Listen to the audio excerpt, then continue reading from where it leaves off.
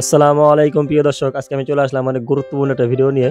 তো আজকের ভিডিওতে আপনাদেরকে আমি দেখাবো 8.5 গোড়া ইঞ্জিনের নতুন ক্র্যাঙ্কশ্যাফট কিভাবে সেটিং করতে হয়। তো চলুন বেশি কথা না বলে শুরু করা যাক। তো প্রিয় দর্শক, আপনারা দেখতেই পাচ্ছেন আমি একটি রয়্যাল গোল্ডের নতুন ক্র্যাঙ্কশ্যাফট নিয়ে আসছি। তো এই ক্র্যাঙ্কশ্যাফটের ভিতরে মূলত কি কি থাকে তো আপনাদেরকে আমি দেখাবো।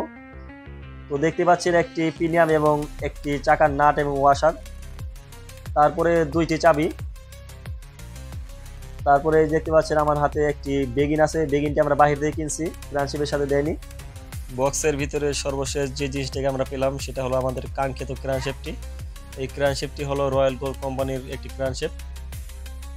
তো প্রিয় দর্শক, আমরা এখন আমাদের পুরাতন ক্র্যাঙ্কশ্যাফট থেকে যে বেয়ারিংগুলি খুলে ফেলছিলাম সেই বেয়ারিংগুলো ভালো আছে, তার জন্য আমরা সেই বেয়ারিংগুলোকে আবার ওয়াশ করে লাগাবো। তার জন্য আমরা বেয়ারিং এবং পিনিয়ামটিকে ওয়াশ করতেছি। প্রিয় দর্শক, আমাদের পুরাতন পিনিয়ামটির সাথে নতুন পিনিয়ামটির ঘাট মিলতেছে না, তার জন্য আমরা নতুন পিনিয়ামটিকে ব্যবহার করব না, আমরা আমাদের পুরান পিনিয়ামটিকে ব্যবহার করব। এখন আমরা আমাদের নতুন ক্র্যাঙ্কশ্যাফটটির সাথে পুরান ক্র্যাঙ্কশ্যাফটের ওয়েটগুলোকে ফিটিং করব।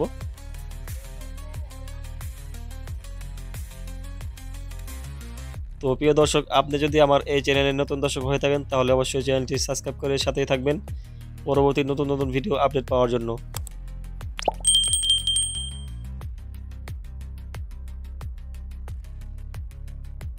নাটগুলোকে হাত দিয়ে টাইট দেওয়া হয়ে গেলে গুটি হ্যান্ডেল দিয়ে টাইট দিতে হবে, কারণ এগুলো খুলে গেলে ইঞ্জিন ব্লাস্ট হয়ে যাবে। তার জন্য আমরা নাটগুলোকে খুব ভালো করে টাইট দিয়ে নিব।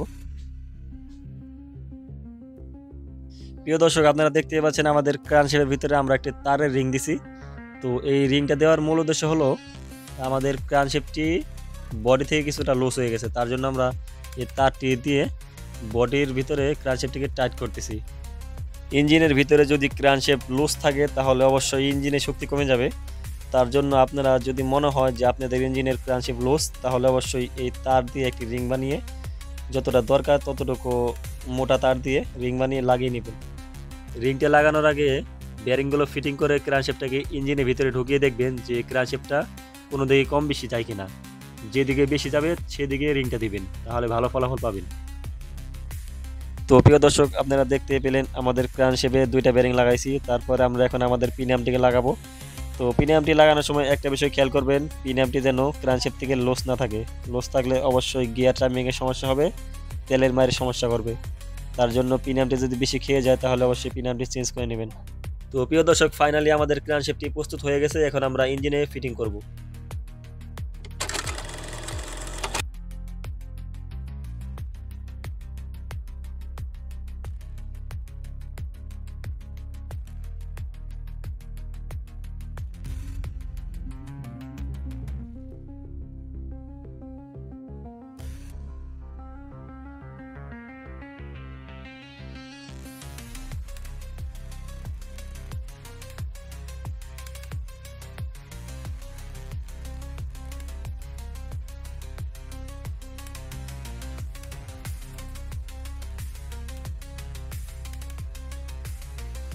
তো প্রিয় দর্শক, যদি কেউর কোনো প্রশ্ন থাকে তাহলে অবশ্যই কমেন্ট বক্সে জানিয়ে দিবেন।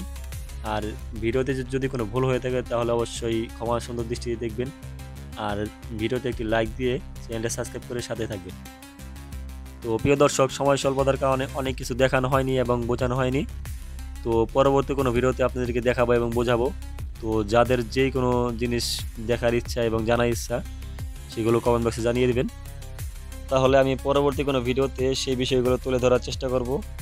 এমনকি আপনাদের যদি পার্সোনাল কোনো বিষয়ে কথা বলা থাকে তাহলে অবশ্যই কমেন্টে জানিয়ে যাবেন, আমি পরবর্তীতে আপনাদের সাথে কন্ট্যাক্ট করে নেব।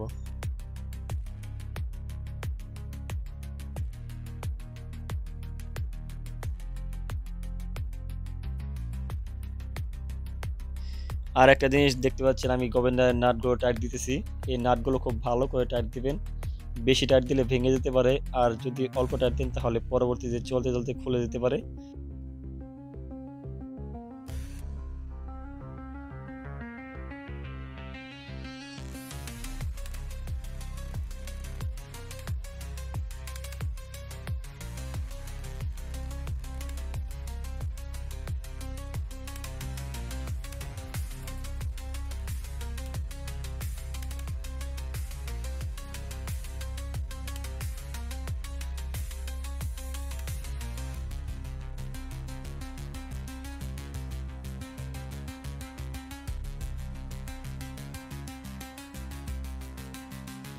তো প্রিয় দর্শক দেখতে পাচ্ছেন আমাদের চাকার নাটটা আমরা এখন লাগাবো।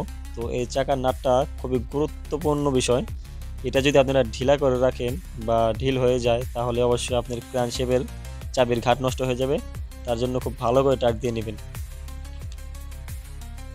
তো প্রিয় দর্শক আজকের ভিডিও এই পর্যন্তই, দেখা হবে নতুন কোনো ভিডিওতে।